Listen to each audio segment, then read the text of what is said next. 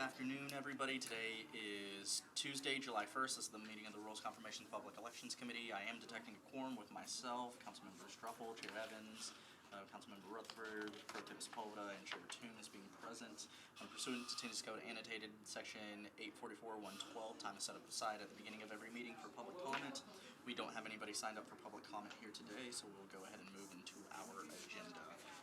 We have 3 resolutions in the first section. I'm going to place all of those on the consent agenda. If there's anything that anybody wishes to remove from the consent agenda, let me know. I'll go ahead and read everything into the record to start. So first off, we have RS 2025-1326, a resolution approving the election of certain notaries public for Davidson County, sponsored Prep T. RS 2025-1349, a resolution honoring the life and legacy of Dorothy Dobbins, sponsor Coupin, and then RS 2025-1350, resolution recognizing June 2025 as Alzheimer's and Brain Awareness Month in Nashville and Davidson County, sponsors Bradford, Coupin, Johnson, Stiles, and Evans, and others. So that is what is on the consent agenda. Anything that anybody wishes to remove? Seeing none, we'll go ahead and move to a vote. Those in favor? Aye. Any opposed? Any not voting? You got 6 in favor, 0 against, 0. 6 in favor, 0 against, 0 not voting to approve. So then next we have the Human Relations Commission appointment of Alan Sloan for a term. Next we move into board and commission appointees and nominees. First we have the Human Relations Commission appointment of Alan Sloan for a term expiring on April 18th, 2026. Mr. Sloan, thank you for being here. We can move this chair. Yeah. Would you like a parking validation? I sure would. Here you go. Thank you. Thank you so much for being here. No problem. Are you currently a Davidson County resident? I am. And do you serve on any other boards or commissions other than what you're being appointed to here today? I do not. Okay, so tell us a little bit about why you want to serve. I originally, a couple of months ago, you may possibly not, I know that you interview a lot of people, but I was actually confirmed to the Transportation Licensing Commission, and unfortunately due to some administrative oversight, there was a qualification issue that I was not able to meet, so I was asked to resign, which I'm very happy to did, and this was the next commission that was put forth as one that I could potentially be appointed to, and it actually is, as much as I understood what the TLC did and kind of its function, this is much closer to my actual passion. I'm currently the chairman and co-director of a group called Mix Nashville, which is focuses on education and community building in the non-monogamy community, which, given Pride Month and everything, is kind of something that we've been really active. So I'm really happy to have kind of got this opportunity and helping people from marginalized communities and making sure that equity exists in our city is something very important to me, and something that I really take to heart in Nashville. Awesome, thank you. So yeah, you touched on equity and the importance of folks essentially feeling welcomed and as if their local government hears them and administers policies and practices that is geared towards that collaborative effort that we want. So could you touch on that sort of just a little bit more about like how you view equity as administered through the Human Relations Commission, or the Human Relations Commission, and how you view your role in that? My understanding is that the Human Relations Commission exists to essentially further what you were speaking about, to make sure that everybody who is using governmental services has equal access to them, because if you don't have access to a government service, it might as well not exist for you. And I think that for somebody in my position, it's been very eye-opening as a cisgendered white male to have seen and heard the stories of other people who have had difficulties accessing things and getting what they are honestly due as tax-paying members of our community. It just puts a fire in me. I want to make sure that those people have that access, just out of a sense of fundamental fairness, just in the sense that, shoe on the other foot, if you just put yourself in the position of the person who's having this issue, it's very easy to see if you're able to kind of have that empathy for people. So I would just hope to promote that and to help other people kind of see where even if something's not happening to you, it doesn't mean it's not happening. Yeah. So. Seeing none, is there anything that you want to share with the committee that we haven't asked you about? No, but thank you though. Okay, perfect. So seeing nothing further from the committee, we'll go ahead and move to a vote. Those in favor? Aye. Any opposed? Any not voting?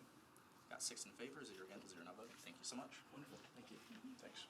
Okay, next we have the Work Release Commission reappointment of Father Edward Steiner for a term expiring on July 1st, 2029. So yeah, no, this is a direct appointment from the Sheriff's Department. And as y'all will note on the agenda, this has had 4 deferrals previously. The most recent deferral was from our June 6th meeting. I've spoken with Sheriff Hall on this one, particularly as it relates to Father Steiner's health conditions. He just had knee replacements. At this time, in consultation with the Sheriff's Department, what we're going to do is go ahead and withdraw this nomination for now. So the Work Release Commission, it's not necessarily defunct, but it's not fully operative right now. There's something operating with state law where the board's not currently meeting, so the withdrawal will not have any effect on the workings of the commission.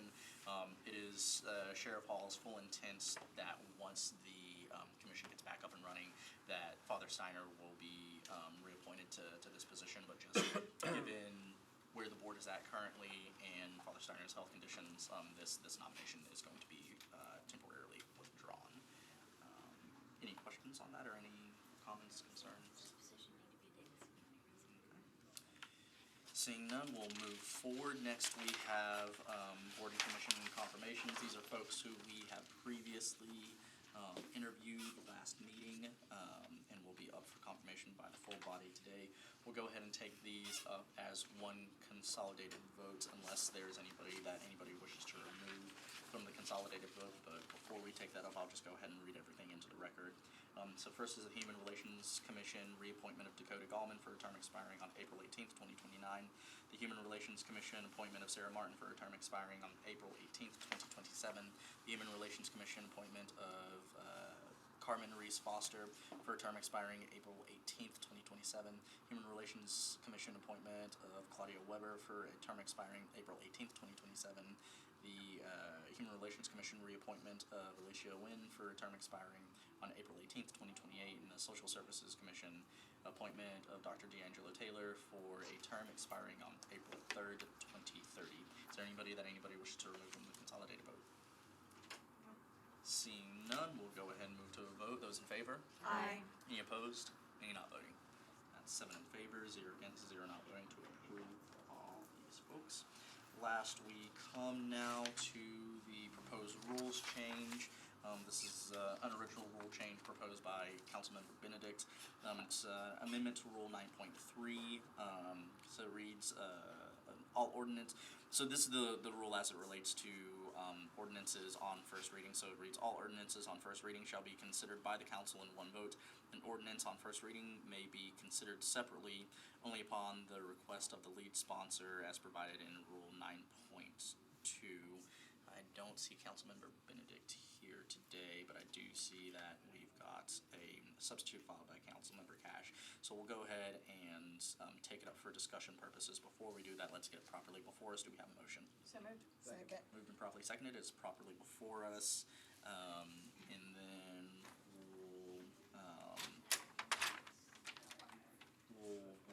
I want to make sure that Councilman Benedict gets an opportunity to discuss it.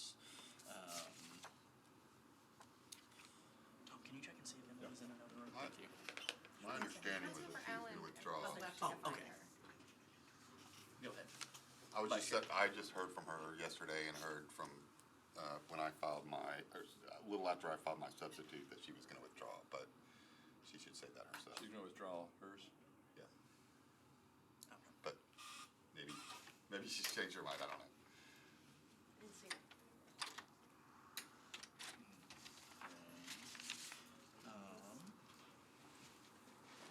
Director Darby has Councilmember Benedict indicated she's withdrawing to you.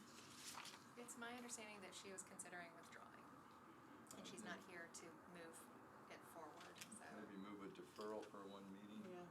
that's in order. I So would move a deferral for one. Second. So the motion on the floor is for a one meeting deferral. It's been properly moved, properly seconded. Is there any discussion on the motion for a one meeting deferral? No.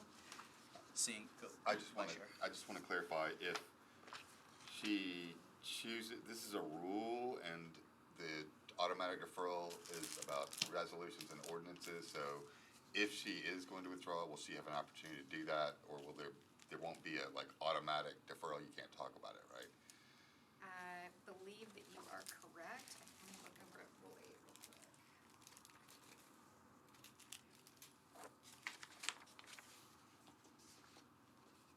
You're correct.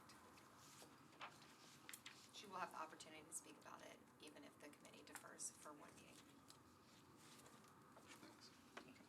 Having heard the explanation, the question on the floor is for a one meeting deferral. Any further discussion? Seeing none, we'll move to vote. Those in favor of a one meeting deferral? Aye.